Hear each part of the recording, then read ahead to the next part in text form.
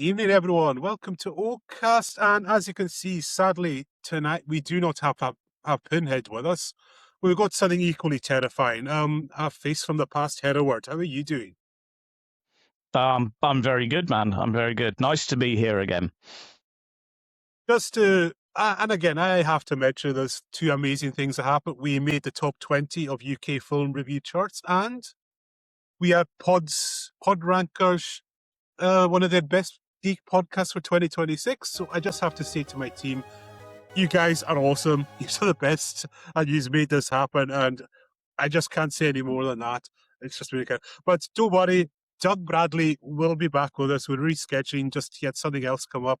Busy guy, as you can imagine. But Pinhead will be here eventually. We'll make sure of that. But with that, we decided in its place, we're going to celebrate some gaming goodness. And I'll hand over to you, Hereward. This is a game you mentioned many a time when we were goading you over doing the Bond ranking episodes. Yeah. I think I was saying in the back rooms before we began, in the digital green room, I don't think this is the greatest video game ever made, but it's my favorite video game of all time, and I think it really is incredibly influential, incredibly important, and the creator of the game, Yoshihisa Kishimoto, actually died just last week at the rather too young age of 64. And when we heard Doug Bradley had to pull out today, I thought, okay, let's do it. Let's do the Double Dragon tribute. So yeah, here we are. And you can see Callum playing it there. He's not doing a bad job. He's just punching at the moment. But yeah. And you can see the game's beginning to slow down already, which is really, really common with Double Dragon. It's one of the things when there are more than a couple of sprites on the screen, it goes into slow motion mode. So Graeme, tell me, what was your first encounter with Double Dragon? My first encounter with Double Dragon was, I think it was on the Spectrum. I'm almost certain that it was a Spectrum port. So I would have been about 8 or 9. And then my friend in school, Gordon, got an Atari ST, which you may remember from such famous things as Atari. And Double Dragon was one of the first games he got. So quite often we were taking a joystick to each other's house, plugging it in, and badly punching and kicking and fly kicking our way through the mean streets of the city. Yeah. What was yours? I'm guessing if your friend had an Atari ST, he probably had the Power Pack, which was like this huge bundle of games that came with it, and one of them was Double Dragon. I remember that because that was my introduction to Double Dragon. But Double Dragon on the ST, graphically, the sound was pretty good, I remember, but graphically it was weird. The sprites all had incredibly bouffant hair, more bouffant than they do in the actual arcade game here. But the year I got my Atari ST, I think that my family, we went on holiday like to Holland or something like that, and the hotel we were staying in had Double Dragon on the arcade there. And I had a go on it, and it just melted my mind. Compared to what I'd been playing on the Atari ST, it was so much harder. It was so much faster, even with the slowdown. And yeah, it just felt so much crunchier and more heavy hitting. And I think that was really when my love affair with side-scrolling or belt-scrolling beat-em-ups began. And I've been just a huge fan of them ever since. But yeah, I think we should just have some context really before we look at the influence of Double Dragon, because Double Dragon was not the first beat 'em up game on the arcades. Callum, do you know what the first beat 'em up was on arcades? Was it IK Plus by any chance? Or was that? It wasn't. No, IK Plus was a computer game. I don't even think it was an arcade game. Right. No, the first side-scrolling beat 'em up, Graeme. Kung Fu Master. It was IREM's Kung Fu Master, or Spartan X, as it was known in Japan. That was the first one. But Kung Fu Master is two-dimensional. It's on a single plane. Your character moves from one side of the screen to the other, goes upstairs and things like that. But and it's only sort of 1 or 2 hits to kill your opponents. And although you have the opponents absolutely swarming you, one hit and a lot of them disappear or are knocked out. It never felt like a particularly bruising battles. I think these games, these belt scrollers, as you can see Callum in the video, for those that are just listening on the podcast, you're missing Callum having his arse handed to him by Bolo, the level 1 boss. He's getting tossed. Come on, use that back elbow, Callum. No, he's Bolo. No, he's not Mr. T. He's Bolo. Mr. T wants to be Bolo. Yeah. I pity the fool. So Kung Fu Master was the first one, but the first one I think that we need to talk about today is also by Yoshihisa Kishimoto. And it's Neketsu Kuha Kunio-kun from 1986, which translates as hot-blooded tough guy Kunio-kun.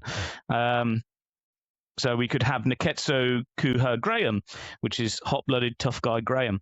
Yeah. Have you played that Kunio-kun game? Either of you? No. I've also not played Renegade, which I believe it became. Yeah, so Renegade is the port that came for the Western audiences, and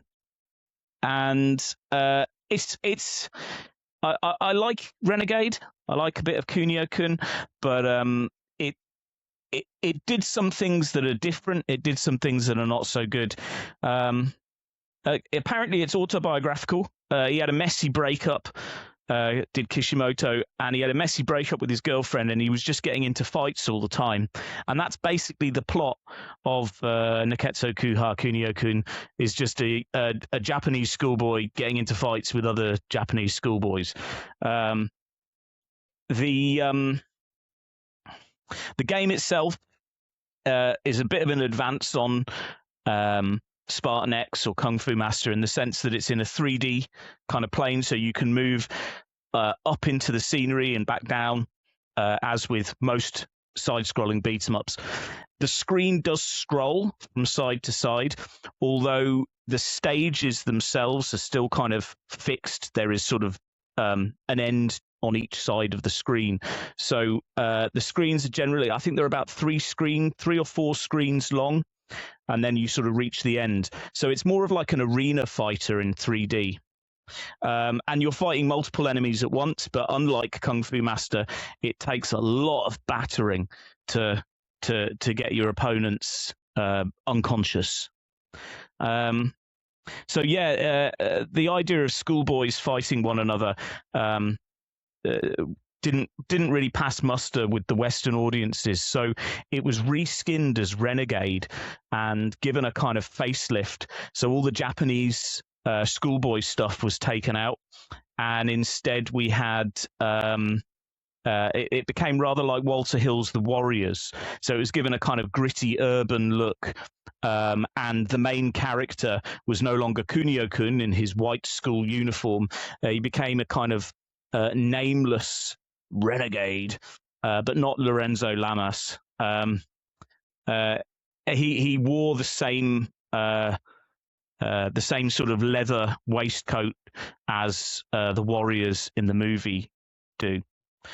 It's quite fun. It's very difficult, but there's a lot. Unlike Kung Fu Master, where you can basically punch and kick and jump and punch, and that's it. The Renegade, you can do all sorts of things. You can run, you can punch, you can jump and stomp on people on the ground. I think you can get on them and start punching them in the face and stuff like this. It's pretty violent. The enemies have weapons, but you can't pick up weapons. And to be honest, I've never really got past the second level of it. It is rock hard. It's grueling, and when you die, you have to start from the beginning of the level again. So it's a pretty tough beat 'em up, but it was popular enough. But then 1987 comes around, and this is when Double Dragon was released. Callum, you're doing all right, Yes. but you've made the fatal mistake. No, you're not. You've made the fatal mistake of moving through the level too quickly. You've got too many enemies on screen now, so you're just going to get swarmed. Obviously, with 99 credits, I think you're going to be okay. But because Double Dragon did do this, even when you run out of credits, you can just put more money in and keep playing. I wonder how much 99 credits would have cost back in the day. There's a question. Well, to be honest, it's about. I remember playing Double Dragon for 10 pence a go, and then 20 I was going to pence. say it was about 10 pence a credit. 10 pence a credit. So you could easily finish it for 10 pence if you use the back elbow, which you're still not doing. Now, you're fighting Jeff here. That guy's called Jeff, Callum. You're never going to defeat him. They're all good, tough guys. Yes. Yeah. He doesn't have a particular cool name. Turn your back to him and back elbow. Just keep back elbowing him. That's jump and punch together. He will break free of any grapple you have on him and stuff like that.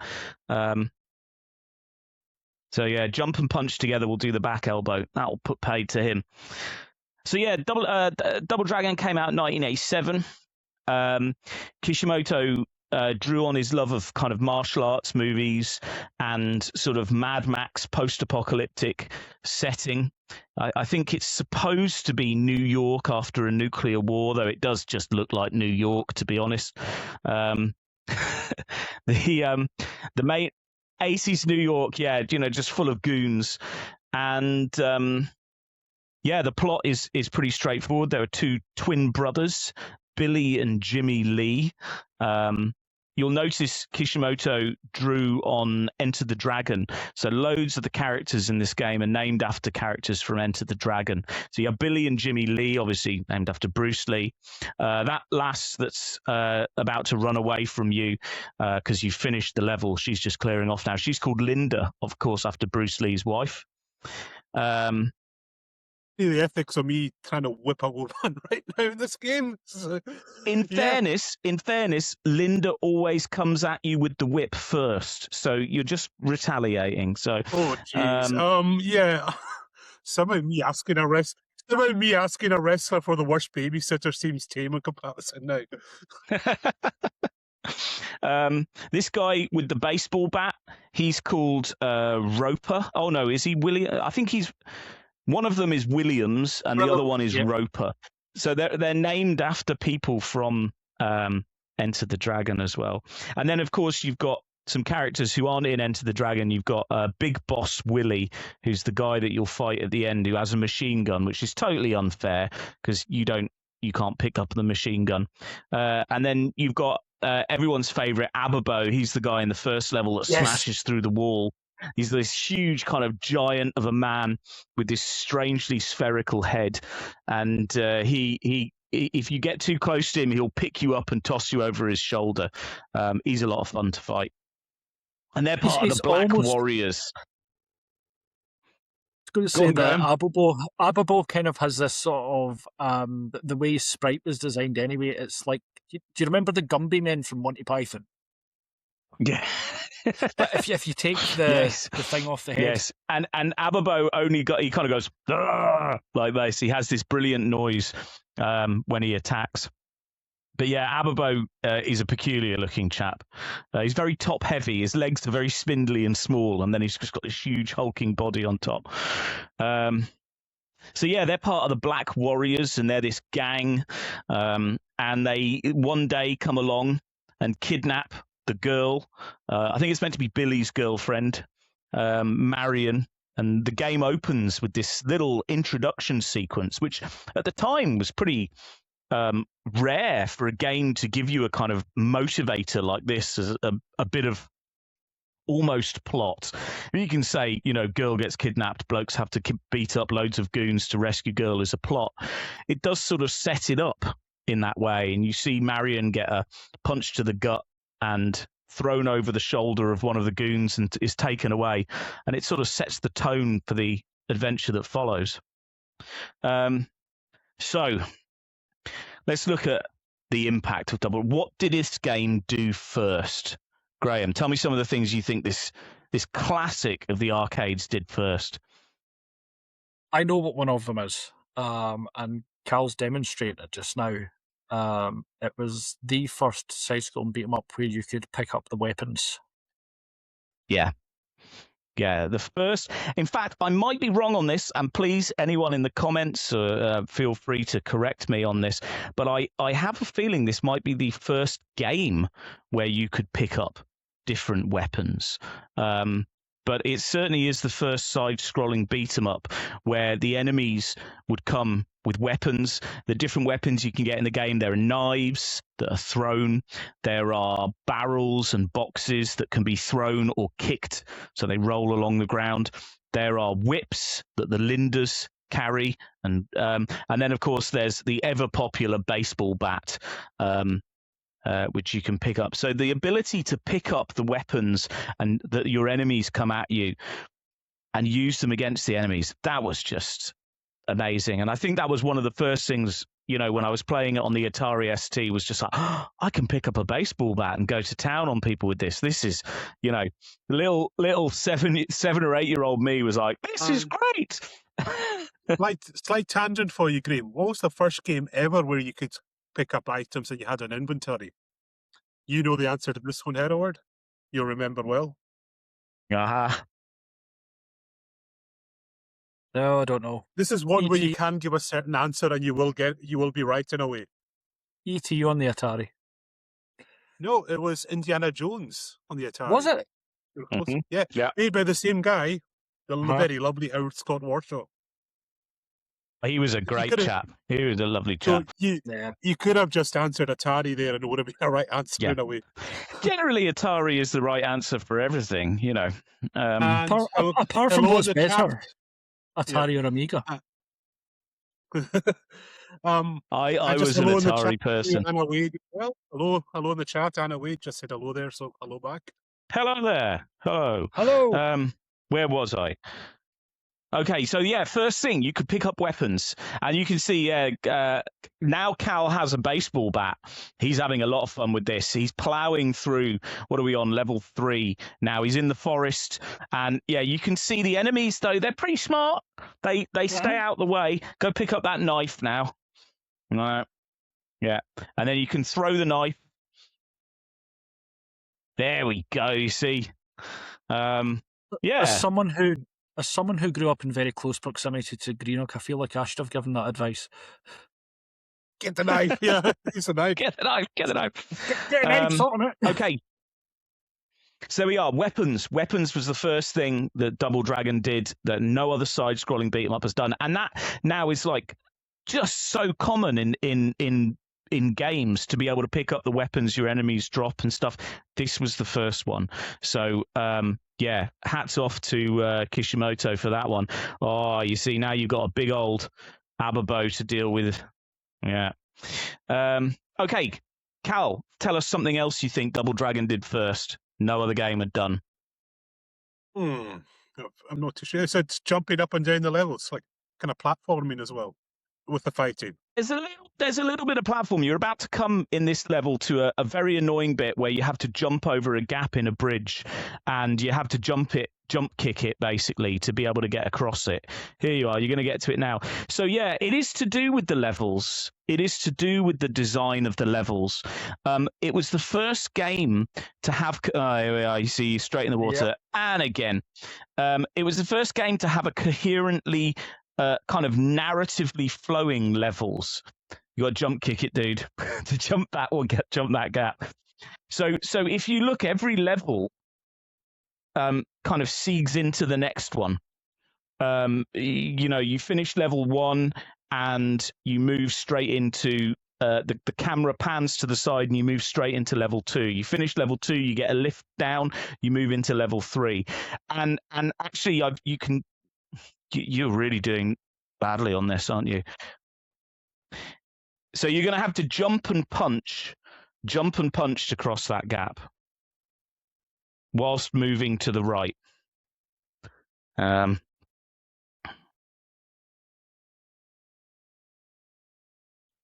Oh, dearie me. Well, whilst Cal just drowns himself several times. So you can see there are environmental hazards. So it was the first game where you were actually interacting with your environment in this way, and there's a kind of coherent environment to move through. Yeah, you can also use the environment to kill your enemies. Similarly, your enemies can use the environment to kill you, so you can knock them off ledges and they can knock you off ledges. I'm kind of waiting for that to happen to Cal here. But there are pits, there are traps. The last level has some absolutely stinking, rotten traps. There we go, into the water. But yeah, that was groundbreaking at the time. Okay, Graham, another thing that it did first. I don't know. 2-player co-op on screen. 2-player co-op on screen. There were other 2-player co-op games. Bubble Bobble was 1987 as well, which is still got to be one of the most fun games of all time. And unlike this one, you can actually play it 2-player without it slowing down to a complete crawl. But Double Dragon was the first simultaneous 2-player beat-em-up action.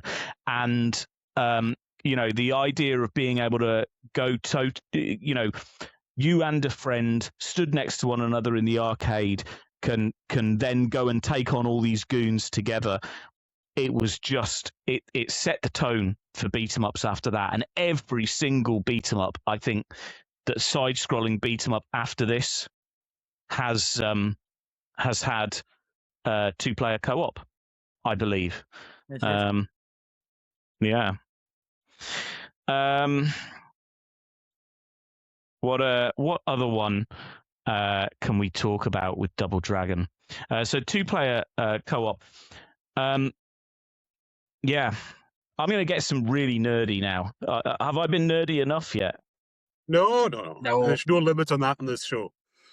I can see my man Ben is listening in on this because he's sarcastically commented on your jumping abilities. Now Yes. Ben knows very well this story. When I was about 20, how old would I have been? About 25. I qualified as a teacher, and with my first teacher paycheck, at that time I was living in a bungalow with Ben and his girlfriend and a couple of other people, and with my first paycheck, dizzy with glee that I was finally on like a decent salary, I was, I think, rather drunkenly browsing eBay, which is always a bad idea or a good idea, depending on how you want to look at it. And I ended up buying an arcade machine with Double Dragon in it. As a kid, I'd always loved arcade machines, and I'd always wanted one. You know, every kid of my generation, you wanted one. And yeah, so I ended up buying it, and then immediately after I can't remember, I think it was like on an auction. It was the last few minutes, and I was like, I'll just put in an offer and see what happens. And immediately when I won it, I was like, that's amazing! I've got an arcade machine. I was like, how am I going to get this? So we ended up having to very hurriedly draft in a friend of mine who was in a band, and he drove me up to Liverpool, I think the next day or 2 days after, to fetch it from this gaming shop.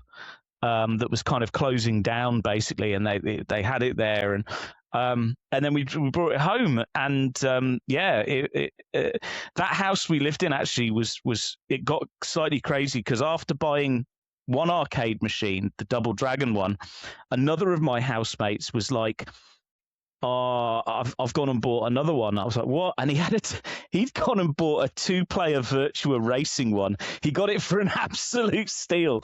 So we had that in the garage. We had the Double Dragon machine in the living room. And then I think we also got lent a pool table or something. So we had all these toys in this house. It was great. But yeah, the Double Dragon machine, it was an impressive beast. And I've got to talk about the board.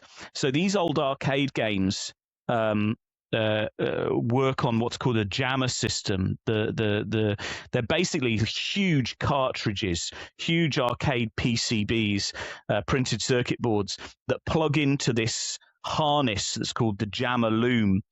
And that means that they're interchangeable. So if you have a jammer harness, you can. This is what Ben's saying. You could swap the piece. You could swap the printed circuit boards and put different games in. So we ended up with a few different games for the arcade machine. But I think Double Dragon was always my favorite one.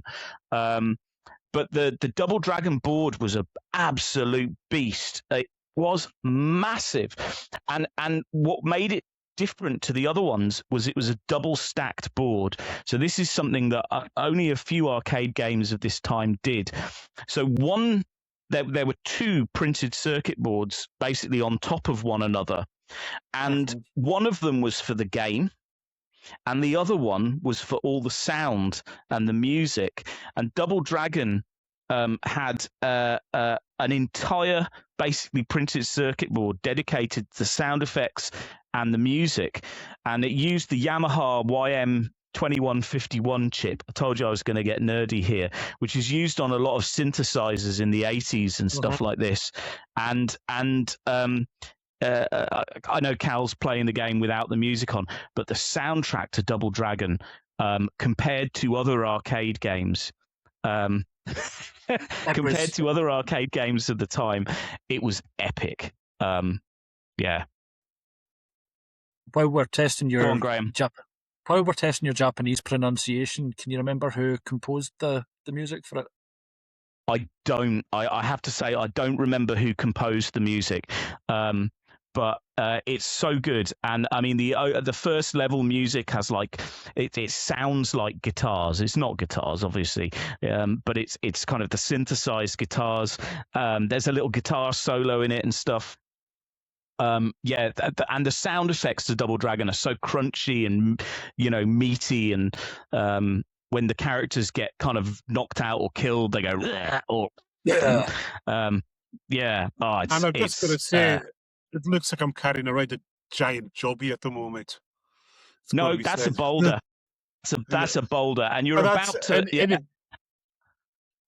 Yeah. Now this bit's a lot of fun in the game. So you've made it to the entrance of the secret base, and you're gonna fight these guys. But in a second, you're gonna fight the Incredible Hulk. I'm not even kidding. The Incredible Hulk is gonna pop out, and you're gonna need to fight him. So Double Dragon, there were so many firsts on this game, and as I said, it's not a perfect game. The engine itself. The fighting engine is great. There's loads of moves. You can do grabs, you can do throws, you can do roundhouse kicks and all this stuff. But as Cal's been demonstrating, the slowdown in this game is absolutely horrendous, and it always has been. It's always been the thing that when you've really got more than 3 or 4 sprites on a screen, it slows down. Has anyone tried to mod the original game to avoid the slowdown? Do you know what? It's interesting. The Mega Drive port of it, which is probably the most arcade accurate port. There he is. See, big green dude. The Mega Drive port doesn't suffer from any slowdown, and it's horrible because it's so hard because everything moves so fast. And actually, when players who are good at Double Dragon, so not Cal, they will use the slowdown to their advantage. They'll use the slowdown to get clear of enemies and stuff like this. It's actually not a very difficult game. Cal's making it look a lot harder than it is, but we'll go easy on him because I don't think he's put a lot of practice in. Because the other problem with the game is it's broken. And players very, very quickly realised how broken Double Dragon is as a game, because there's one thing you need to finish this game with 1 credit, Graham. Back elbow. Back elbow. So Cal's yet to pull off a back elbow. It's simply jump and punch together when your back is to the... anyhow, you can back elbow your way through this entire game. Every enemy falls for it. In fact, it's the only way to defeat Big Boss Willie, because otherwise he'll start machine gunning you, and that basically kills you in one shot. There we go. So there we are. Cal is now into the hidden base. There he is in there. And now this is the level that absolutely sucks. And I'm not going to tell Cal why it absolutely sucks, but it does. So let's see if Cal can figure it out.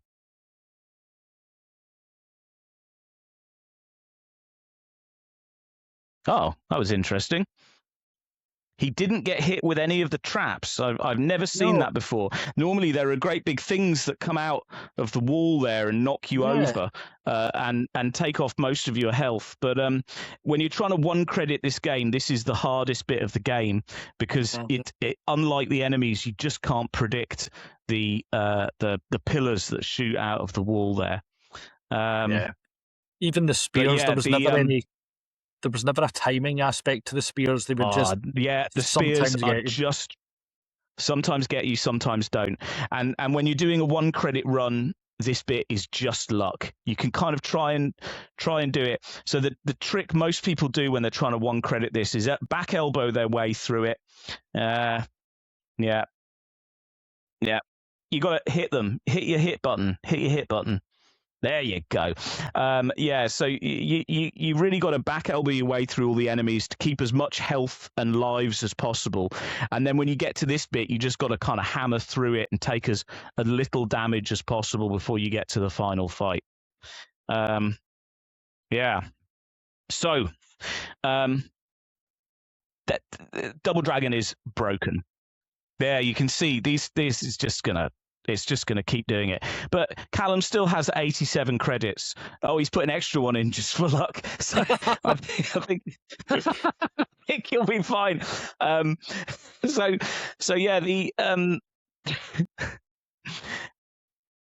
Kishimoto did something that I think is I'm a bit torn about Double Dragon 2. Have you played Double Dragon 2 much, Graham? Yeah, again, when I was a kid and found out there was a Double Dragon 2, I was all over it. And I enjoyed it. Yeah. Just not as much. I don't remember as much about it as I do about this one. You know, all of these levels, as I'm seeing Cal playing them, there's just that kind of Proustian rush of, oh my goodness, I'm 10 again.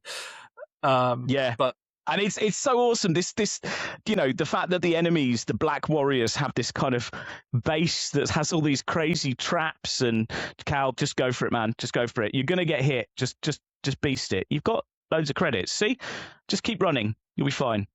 Well, probably not. Keep going, Cal. Just you got to get through it. But as you can see, you're trying to 1 credit this. It is just it sucks so badly, this bit. So yeah, Kishimoto he didn't really go back to the drawing board. You know, some beat 'em ups, there's a vast difference between parts 1 and parts 2. You know, Streets of Rage 2 was a completely different fighting engine to Streets of Rage 1. But Double Dragon 2 is basically just a reskin of Double Dragon 1. It was running on the same software. The same hardware, sorry. It's the Evil Dead 2 of side-scrolling beat-em-ups. It's good, and I mean it's harder, that's for sure. You cannot just spam your way through it with one move like you can with this. And the graphics are a bit more refined. There's a bit more detail on the sprite work and stuff like that. The levels structurally are very, very similar. You can literally, when you're familiar with the Double Dragon 1 levels, it's all the same beats that you get through with Double Dragon 2. Although there's some cool new environmental hazards in Double Dragon 2. There's one bit where you're in a field and then there's suddenly a combine harvester that, like, the thing shoots out and can, I don't know, thresh you up. It doesn't slow down as much as well. So they managed to fix that bit and use the engine. But there's the back elbow. Finally, Cal. There we are. It's it. So now Cal's going to win the game without much problem after this. There is one thing I would like to say. The soundtrack to Double Dragon 2 is probably not as good as Double Dragon 1, apart from the first level. The first level music to Double Dragon 2 is brilliant because it sounds exactly like Phil Collins' Easy Lover. So you're going to laugh at me for this, but, like, seriously, go listen to Phil Collins'. No, I'm sorry, but Can you tell who the music critic is in the chat? I'm going to have to correct you. It's actually Philip Bailey featuring Phil Collins. It's not Phil Collins. Is it? Okay, all right, Yep. sorry. It's Philip Bailey featuring Phil Collins. But it does sound like Easy Lover, and it's quite... in fact, I think it's better than Easy Lover, which is actually quite easy. So there we are. So that's Double Dragon 2. I like it. It's worth a playthrough. And that's where the series ended, right? Unfortunately not. No. And do you know what? Double Dragon 2, they did something that pissed a lot of people off because they reverted to the weird control scheme that they had for Renegade. So Double Dragon has a fixed button for punch, a fixed button for jump, and a fixed button for kick. Whereas Renegade and Double Dragon 2 is directional. So basically, the left button will always be an attack to the left, and the right button will always be an attack to the right, and the button in the middle is always jump. And depending on whether what direction your character's facing, it will determine whether it's a front attack or a rear attack, if that makes sense. So it will always hammer the left button, they'll always make an attack to the left, but it might be a punch if you're facing to the left, or it might be a rear kick if you're facing to the right. And for people that have, gotten used to the control scheme for Double Dragon, it is horrible. It just doesn't work. And I'm glad to say there's a really good package if people want to play these games on their smartphone or tablet or something. You can get the Double Dragon trilogy for a really reasonable price, and it really emulates the first two games brilliantly. And I'm not really we will have to talk about Double Dragon 3, but it emulates them perfectly. But also you can do something with Double Dragon 2 where you can have a Double Dragon 1 style control scheme, so you can play through Double Dragon 2 but without the goofy controls. So that's quite a nice thing. Yeah. So yeah, the series should have ended there. And actually, Kishimoto's was not heavily involved with Double Dragon 3 on the arcade. He was involved with the NES game. But you can see now we've got to the point where Marion is tied to the wall, so we're reaching the end of the game. Cal, I'd really recommend just defeating these guys before you scroll on, otherwise you're going to get completely swarmed. So yeah, Graham, tell us about Double Dragon 3. I don't remember a huge amount about it. I remember hurriedly getting a copy. Was it subtitled Rosetta Stone? Did I imagine that? The Rosetta Stone, yeah. The NES game is called the Sacred Stones, but the NES Double Dragon 3 is different to the arcade Double Dragon 3. But the arcade is the Rosetta Stone, and yeah. My memory of getting a copy of it on Amiga was rushed out, getting this game, and rushing home, calling my friend round because we'd played Double Dragon, we played Double Dragon 2. This was a nightly thing for us, and sitting, popping the disc in, and just starting to play it, and just feeling really underwhelmed, and quickly going back to the previous games. Yeah. It just, yeah, no, a letdown. Yeah, I mean, I think this is the problem. I suppose it's a bit of the law of diminishing sequels, but Double Dragon 3 really does suck. It really is awful, and it shouldn't have been so bad. There were some really cool things. If memory serves correctly, you fight a mummy at one point in it, or maybe that was the NES version of it. But there are some cool things in it. There's a third Lee brother.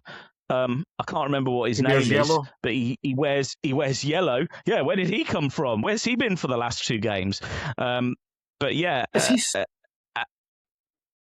it Sonny? I think it's Sonny. Sonny, yeah. Sonny Lee, and I think the problem was by the time the Rosetta Stone came out. So Double Dragon, so Renegade and Neketsu Kuha Kunio-kun, I like saying that. That came out in 1986. Double Dragon 1987. Double Dragon 2 1988. You know, they've hammered through these 3 games. And Double Dragon and Double Dragon 2 really set the arcades on fire, and you know, it was all about side-scrolling beat-em-ups after that, and that's what people wanted to play, isn't it? At that time, and the big boys entered the scene there. So you've got Capcom in 1989 coming out with Final Fight, which is just a quantum leap forward for the beat 'em up genre. I mean, the graphics were amazing. It played so fast. You had dozens of enemies on screen without this slowdown. The move set was a little more limited. You just had one attack button and one jump button. But man alive, Final Fight, I could do a whole other episode of this on Final Fight. What a game. But then, of course, you've not just got that. What I was going to say was the thing with Final Fight was, compared to Double Dragon, you had 3 characters who had distinct attack styles as well. Yeah. Which made a huge difference. And you also, it was the start of that kind of Capcom Extended Universe. Because Hagar was in Saturday Night Slam Masters or something. That's right, yeah. I mean, Final Fight was actually meant to be a Street Fighter sequel. Yeah, it was meant to be a Street Fighter sequel. A sequel to the original Street Fighter game. And it's set in Metro City, which is supposedly where some of the Street Fighter games are set and stuff. And, I mean, Final Fight is just so great. And again, it did a lot of the stuff that Double Dragon did. You could pick up weapons. There was lots of different enemies. But as you said, you know, the fact that there were 3 distinct characters, I think Golden Axe came just before Final Fight and had the 3 distinct fighter characters in that. That was Sega, of course. But yeah, I mean, there was nothing else like Final Fight at the time, and Capcom really hit it out the park there. And then, of course, as well as Capcom making games like that, and then, of course, Capcom made some other absolutely stunning side-scrolling beat-em-ups. They made Captain Commando, which is just weird, but so much fun. They made Knights of the Round. They made the I don't know if you've ever played the Double Dragon side-scrolling beat-em-ups. I know Cal has. They are exceptional. They were around the sort of 1993, 1994, those ones. So they're really at the end of the belt-scrolling beat-em-up genre. But again, Konami did Ninja Turtles in 1989, Turtles in Time and The Simpsons in 1991, X-Men in 1992. X-Men. Then you've got X-Men. Oh man, you can have 4 people at once on a machine. It was it was so good. Yeah, same for Turtles as well, and The Simpsons. You know, these Konami. The size of those machines was just amazing. Those 3, it's total summer holiday memories for me as a kid. You would either go to Largs or you'd go away somewhere with your parents, and you know, that's how friendships were formed sometimes, because somebody would jump on and they would be the player that nobody else, they would be the character nobody else wanted to be. You're like, hey, you're all right. Yeah, you're going to play Michelangelo. That's fine. Yeah, because he was terrible. So yeah, those games and those Yeah, those big Konami arcade machines, they would just rake in the money. And of course, they were, the things that were big at the time: Ninja Turtles, The Simpsons, Sega with the Mega Drive. We've got to mention Streets of Rage, or Bare Streets of Knuckle Rage. as it's known in Japan. The original Streets of Rage, I think, still probably has the greatest video game soundtrack of all time.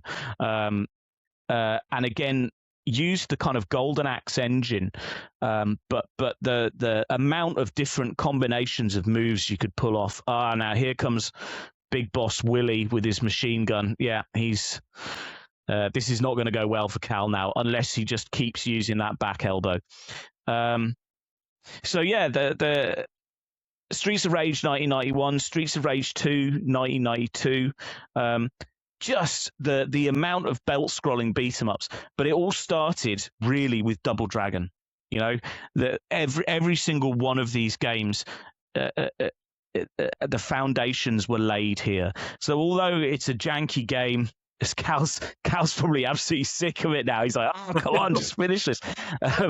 It's a janky old game, but its influence cannot be understated. It's so important. And I still look at it and I just think, God, it's so cool as well. Look at that double denim the guy's sporting and stuff like that. So why did side-scrolling beat-em-ups wane in popularity? What do you think, Cal? Street Fighter, or just with the dawn of the 3D age, basically? Yeah, the answer is Street Fighter. The 3D age was a little bit off at this point, but the history of arcades is really, really interesting. Yeah, the history of arcades is for a period between 1987 and probably 1991.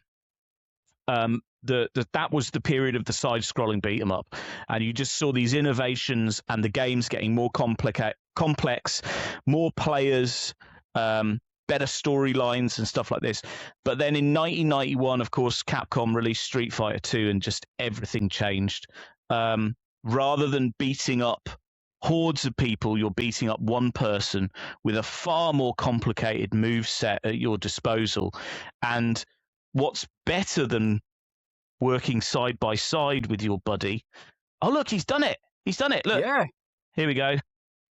Yeah, so you've beaten them up, and here comes Marion. And we get a bit... look at that. He gets a kiss. Do you know what happens if you play this 2-player, though, and you get to this point? Task. Where does it go then? If you play this 2-player and you get to the end of the game, you defeat Big Boss Willie, you actually have to fight your brother. So Billy and Jimmy have to sort of fight one another, and the first person that dies, basically that's it, and the other person gets the girl. So it has a kind of weird ending if you're playing it 2-player. But yeah, the reality is when Street Fighter 2 came along, particularly 1992, which saw Street Fighter 2 Champion Edition, and then the Turbo Edition, and then Mortal Kombat in 92 as well. That was it. People didn't want to fight alongside their friends. They wanted to rip their friend's head off. Yeah, so here we go. Look, we got Turtles in Time on the go here. This is absolute cracker. This is 1991, this one. And you missed the awesome intro screen of Winners Don't Use Drugs. No, we saw it. Oh, no, I didn't miss it. No, we know that very well. Yeah. Yeah. I have to say, I like Turtles in Time, but I prefer the original Turtles game. There's more to Turtles in Time. You've got better moves at your disposal. You can do a lot more chucking bad guys towards the screen. You kind of have control over that, whereas it just used to happen randomly in the original Turtles game. But yeah, these games, they fell prey to the rise of the one-on-one fighter, the competitive fighter. And there's also a kind of financial reason why these games fell out of popularity and the one-on-one fighters grew in popularity. Do you know why? Because, like, in terms of it making money, Yeah. yeah, because the person that got beat had to spend more credits to come back in, and you've got that competitive element where I want to get my revenge. Yeah. So I'm going to keep Yeah. throwing my credits in. Yeah, I mean, most one-on-one arcade belt scrolling beat 'em ups are what they call quarter munchers, and the later levels of Final Fight are just absolutely absurd. I've never seen anyone one credit Final Fight. Let's put it that way. It's just absurdly difficult, and the later levels are designed to get you to put money in. But I don't think it's unreasonable to say a good player can, on one credit, maybe get to the end of the third level of Final Fight if they're doing well before they have to put another credit in. So you're getting a good 10 minutes of play with one credit. A good player with Double Dragon, you can get the entire game in one credit. Not Cal, but someone that that's utilizing all the back elbows and stuff. So you're the person that's running the arcade. You've got people paying money, but then they're just standing at the machine. They're not paying any more money for a while. Whereas with the competitive beat 'em ups, your games don't last so long. They're quick, they're brutal. Couple of minutes and someone else. Yeah. So you've got like best of 3 90-second rounds, and then someone has to put more money in if they want to keep playing. And from pure economics, that's why these games were got more popular. And then I think the belt scrolling beat 'em ups as a result got a bit harder. So the people wanted to make money out of them. But the problem is, if belt scrollers are too hard, they're not that fun. The whole thing of a belt scroller and a lot of games is the illusion of power, and you feel like a superhero or a ninja or something beating loads of people up. So if you're getting your ass handed to you all the time, you're going to move on to another game. So you can kind of see why these games fell out of popularity. But I'm glad that in the last sort of maybe last 10 years, there's been a sort of resurgence in these games. Have you played any good modern side-scrolling beat 'em ups? Just before we came on Cal or tonight. Graham? Sorry, There was the recent T2 game. Yep. Yeah. Was that a beat 'em up though, or was that a shoot 'em up? Both. They kind of mix All it right. up a little bit. That's by a really cool company called Bitmap Bureau, who are working on a Masters of the Universe side-scroller. You probably heard about that. Yeah, now that's coming out. That is going to be a side-scrolling beat 'em up. That looks great. And Bitmap Bureau also have done some cracking games. Actually, they did Xenocrisis, which is absolutely fantastic. Kind of alien-themed Smash TV arena shooter.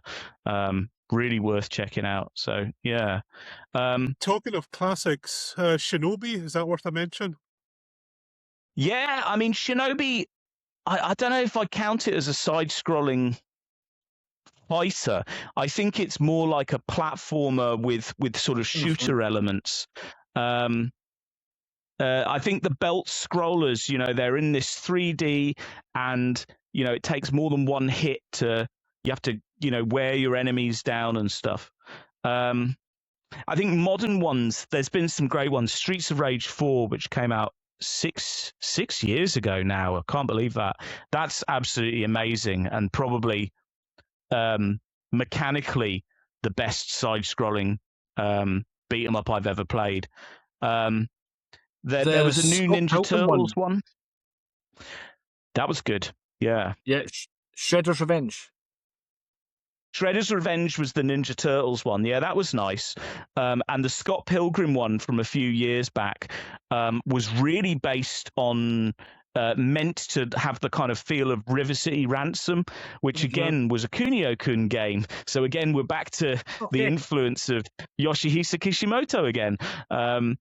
Yeah, the Scott Pilgrim game was great, but man, you had to grind with it to level up your character because he was so weak to begin with. So the first few levels of that were tortuous, and then when you get a bit more powerful, it was good.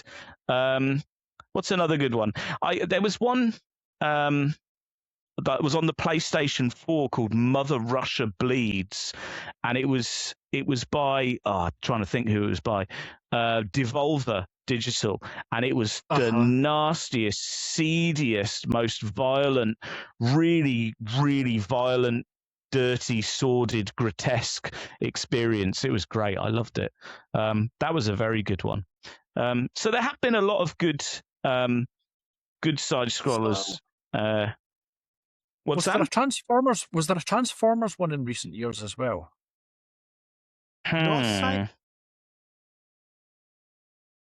Not a side scroller. Is it not a side scroller? There was a 3D beat 'em up, which was a cell shaded game, which kind of used the T1 models. That was really good. It was like Destruction or something like that. Yeah, that's the one I'm thinking of. Yeah. Although, interesting speaking, the very first Transformers game on the 8-bit is a surreal experience. That gets very weird, that game.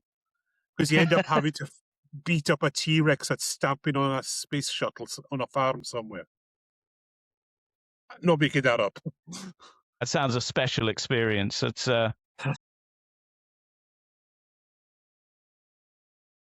I'm sorry, I've completely nerded out here tonight, but thank you very much. I love Double Dragon. I could probably talk about it for another 4 hours. So, yeah. I was going to prepare a quiz, but I don't think there's any point to it with you. Hereward wins, but we're not giving him another medal. Yes. Have I got another medal? No, you have not. Your reign of terror must end soon. We know that this year's Ocon quiz is... Just don't ask me any questions about Double Dragon.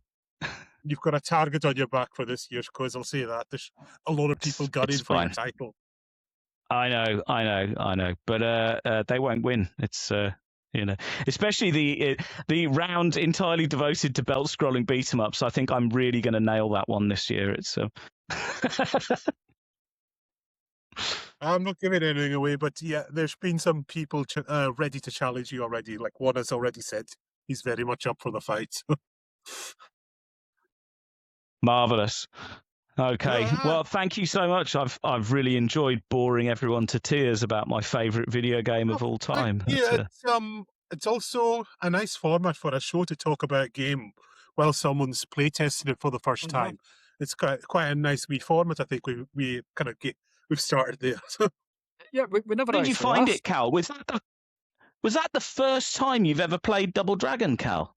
At length. First time at length. I've only ever dipped into it once or twice in the past. That was my first completion of it. He's popped his cherry. Yeah, I think you were very gentle. In total, I used those 20 credits it took me. So 20 credits is fine for a first go. And half of those credits with that jump as well. So. Yeah, I was very nervous. On my first time too, and yes. Yeah. How did you find it? Find it all. Probably because I don't have that. I've got the memory of it being on the Amstrad, and also due to the Amstrad's infamous inability to side scroll. You know that. Mm-hmm. That probably affected mine. There was a few games that could side scroll, and that wasn't one of them. So I probably don't have as warm as memory of it. I didn't play it in the arcade, so yeah. Actually, I had a real fun time with. What I did have a fun time was Turtles. I'd forgotten how smooth and fluid that game is. Yeah, it is ridiculous. Well, the Konami games. By the time we get to the kind of early 90s, the Konami and Capcom were knocking out the most incredible belt scrollers. So I mean, there's some other Capcom ones that are worth mentioning. Cadillacs and Dinosaurs, which has never received a home release because of licensing issues. Weirdly, it's not the comic book author that owns it. It's the Cadillac, the car company, own the rights to it, Right. apparently at the moment. But Cadillacs and Dinosaurs is this weird game. It uses the Final Fight engine, but like you get to beat up dinosaurs as well as people in it, and you get to pick up guns as well, which Capcom also did with the Punisher side-scrolling beat 'em up, which is absolutely stunning. Yeah. So, yeah. But I we think barely for touched new on X-Men as well. Oh, yeah, X-Men. What a game! I'm probably going to have to go play that later on. But yeah, by the time you get to the 90s, you know, the Konami and Capcom and these companies, they got so good at these side-scrolling games. You know, they ran so smoothly, and yeah, when you can have 4 players at once, all you know, playing Ninja Turtles together or something, it's such a joyous experience. I want to and I suppose. So another side scroller I have very fond memories of on the SNES is Venom versus Carnage, is it? It's called the Spider-Man game. Yeah.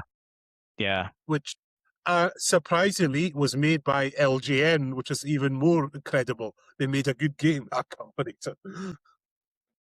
Tell you, if we're talking about SNES beat 'em ups, you cannot not mention Batman Returns on the SNES. Oh yes, yeah. Oh yeah. Returns on the SNES was phenomenal. The only thing it lacked was a 2-player mode. It was a weird 1-player beat 'em up, but a very good beat 'em up. And on that theme, the Batman animated series game on the SNES was gorgeous. It was a beautiful game that, as well as being fantastic to play. But I know we're starting to go off now on recording. All right. I think back in day. Yeah, back in the day. Yeah. So there we are. Double Dragon, great. Probably if you're completely new to the genre of beat 'em ups, you're probably going to look at Double Dragon and the immense amount of jank in it, and you're probably going to go, "What the hell is this?" Yeah, I hope we've done something to kind of illuminate people to the history of this fantastic game and paid tribute to the late great Kishimoto, who, as we said, passed away last week. And of course, just so that minute, go and play Total Recall as well. It was a very good friend Simon Butler had a hand in it. We know his opinion on it, and you'll probably share it after playing that as well. So. Awesome. Yes. Thank you very much, Hereward. It's always a pleasure to have you on. Do you know when the next always time a pleasure. When the next time the planets align, we get. When the planets align, and yeah, hopefully I'll get to do the Pinhead one. I'm quite keen to have a natter to him. I wonder if he likes side-scrolling beat 'em ups. I don't know. And of course, there is the Bond retrospective series, which will come at some point. Yeah. I would rather have shit in my eye. That's a big commitment, that one. That's a labour of love. Because that is a labour of love. And I mean, I think there's no way we could do all of the Sean Connerys in one. So we'd probably have to break Sean Connery into 2. And in all honesty, what a phrase that we're is. Gonna be, I'm going to break Sean Connery into into at least two. But when it comes to the Roger Moores, I'm sorry, I will need 3 to 4 episodes per movie. I probably need 6 for Octopussy. I probably need 6 to break down Octopussy, exactly how brilliant Octopussy actually is. So yeah, need a couple for Moonraker. Yeah, definitely 2 for Moonraker. Anyway, yeah, we really are going off track now, but that will come at some point. In some way, we're going to do a Bond retrospective series in some capacity at some but point. not all of them though. I think in some way we're going to cover them somehow. There'll be a way. Not movie by movie, but there'll be a way we can do them. Maybe by era or something like that. We can do that like that. Yes. All right, with that, awesome. Thank you very much, everyone. Thank you, Hereward. Thank you, Graeme, for joining in. And it was a pleasure. Same time next week. And it's our first ever Hebridean Midnight Reel, the lovely title I've given to our cult film reviews. And first up, there can be only one. It's Highlander. Yes. Highlander. Which I do think hope you mention Highlander 3, The Sorcerer there, because that was quite good, that one. Yeah. Which I will mention. You right now talking, you've got a more convincing Scottish accent than Christopher Lambert has. I think it's fair to say. You, without even doing a Scottish accent, you're more convincing than he was. There can be only one. Yeah. You've probably just offended Mads right now. They're lovely. That's. But anyway, we've got that, and then we're going to do a watch-along and commentary on Friday night, where we're going to drink some beers and watch it. What more can you want? Sounds awesome. Yeah. Yes. Thank you, everyone. Good night. Like, follow, subscribe, leave some comments on our reviews, share us about, keep the good momentum we built up. Thank you, everyone, for supporting us. And we'll see you very soon. Good night. See you soon, Bye. folks.